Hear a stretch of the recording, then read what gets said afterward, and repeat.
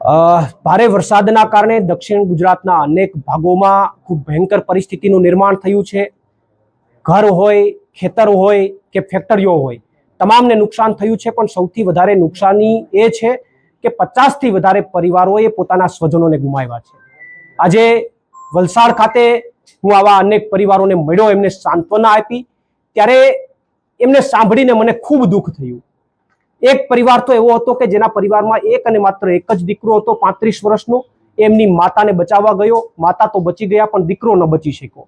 એમની માતા રુદન કરતા હતા કે મારો એકનો એક આધાર જતો રહ્યો, અને એ માત્ર ને માત્ર 1400 રૂપિયામાં ક્યાંક સફાઈ કામ કરવા જાય છે માતા.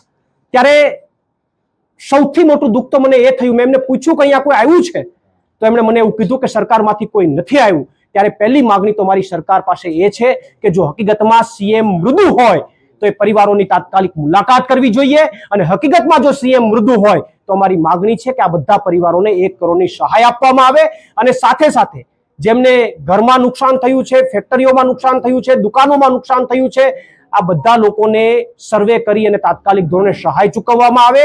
જો આ બાબતે કોઈ કામ નહીં થાય, ખાડીઓ બાબતે, પ્રી મોન્સૂનની કામગીરી બાબતે કોઈ કામ નહીં થાય, તો આવનારા દિવસોમાં કાયદાકીય લડાઈ લડવાની અથવા કોર્ટની લડાઈ લડવાની પણ અમારી તૈયારી છે, અને લોક આંદોલનની પણ અમારી તૈયારી છે.